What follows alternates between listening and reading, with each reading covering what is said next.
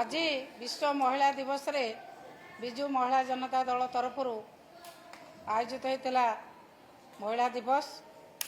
आयोजक विजु महिला जनता दलर सभानेत्री आम सहित अच्छा सांबादिक बंधु मान सागरे स्नेहगिनी सूर्या महोदय अच्छा, संपादिका स्वर्णलता सामल महोदय, सांबादिक बंधुगण, आज आपण मैंने अनुभव करथिबे आमर पूर्वतन मुख्यमंत्री नवीन पट्टनायक महोदय जेतेबेले शासन करुथिले सेतेबेले महिला मानकर सामाजिक सुरक्षा अर्थनैतिक सुरक्षा किभଳି थिला एबे वर्तमान तांकर सुरक्षा वर्तमान महिला मानकर केमिति अछि। प्रतिदिन आपण मानक माध्यम रे हमें जानुछु जे एक जगह महिला मानक ऊपर अत्याचार करा गला, एठी बलात्कार करा गला, एठी महिला मानक मारी दिया गला। विभिन्न क्षेत्र में महिला मानक जेते अत्याचार करा जिबा कथा करा जाउछि। सारा भारत वर्ष रे आज जेमति गोटे प्रतियोगिता चली कौ राज्य केते महिला मानक ऊपर अत्याचार करि परिबो ए डबल इंजिन सरकार गोटे प्रतियोगिता चली। महिला मानक असम्मान करिबा, महिला मानक ऊपर अत्याचार करिबा ए डबल इंजिन सरकार गोटे धर्म हो जाए। महिला अत्याचार को रोकी पार नाहंती। सारा भारत वर्ष रे आपण माने जानिचंती गोटे लज्जाकर परिस्थिति सृष्टि होईची। सारा पृथ्वी जानिला जे ओडिशा एक सुरक्षित स्थान नुहे महिला मानक पई।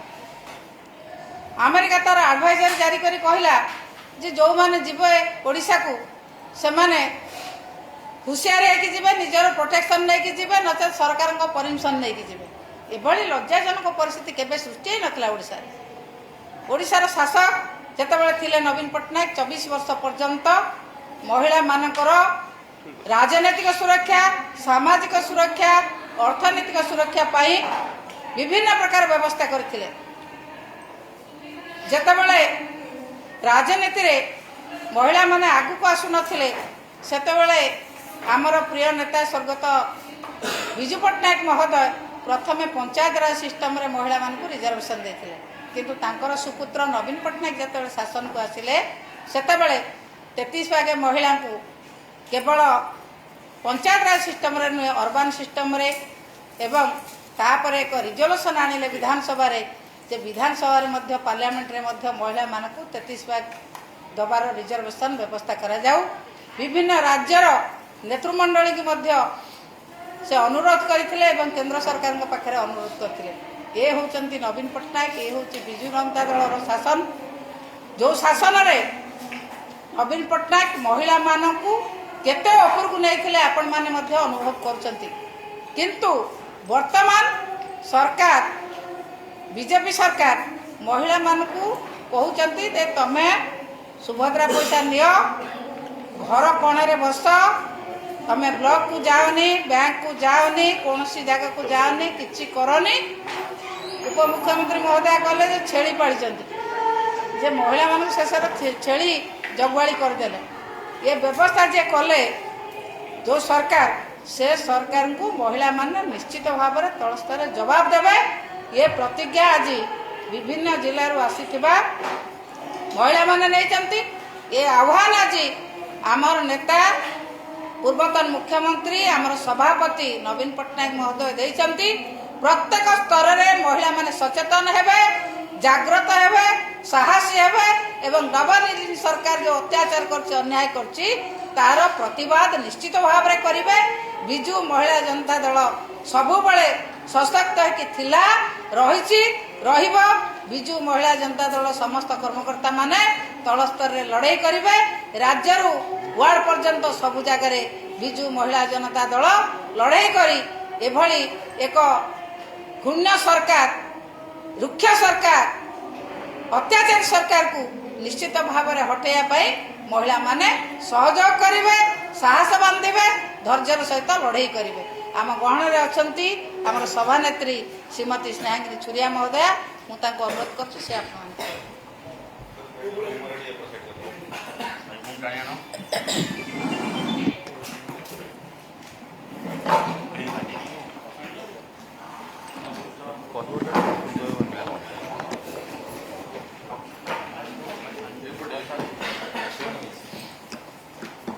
ठीक आज अंतर्जातीय महिला दिवस अवसर में होता सांबादिक सम्मेलन समस्त सांबादिक भाई मान को मु स्वागत जनाऊँगी। आम गहन अच्छा आम वरिष्ठ नेत्री माननीय प्रमिला मल्लिक मैडम, विधायिका बिझालपुर पूर्वतन मंत्री एवं वरिष्ठ नेत्री विजु जनता दल आम सहित अच्छा स्वर्णलता सामल जे कि जोन वर्किंग प्रेसिडेंट तांको मध्य मु स्वागत जनाऊँगी। एवं आज प्रथम विजु महिला जनता दल तरफ समस्त ओडिशार माँ भौणी मानक अंतर्जातीय महिला दिवस अवसर में मोर अनेक अनेक शुभेच्छा अभिनंदन एवं शुभकामना जनाऊँ।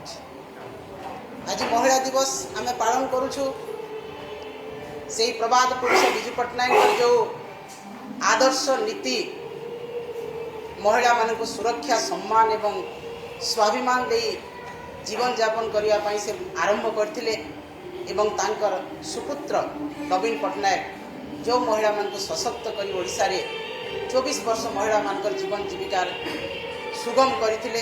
तांको आर्थिक स्तर में सुदृढ़, मानसिक स्तर में सुदृढ़, तांको समाज रे मुंड टेकी ठिया हेबा पाई से तांको जीवन जीविका देइछंती, सम्मान सुरक्षा स्वाभिमान देइछंती।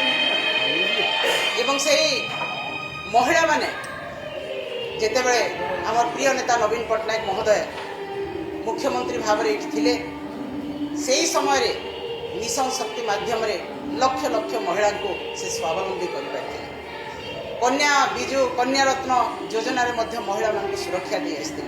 महिला मान अनेक योजना कराइला जहाँकि गोटे छुआ माँ पेटर थिलारू तार किशोरी बयस तार बाहागर तार सबकिछि काम नवीन पट्टनायक द्वारा करा जाउथिला। किपरि भाव से शिक्षित हेब, किपरि भाव में स्वावलंबी हेब, किपरि भाव में बाहागर तार कराहब, किपरि भाव से आगको सशक्त होइकि समाज रे राजनैतिक स्तर रे सामाजिक स्तर रे अर्थनैतिक स्तर रे निजको ठिया करि पारिबो, स्वावलंबी करि पारिबो, सेही कथा आम नेता आम विजु जनता दल कर सारिथिले।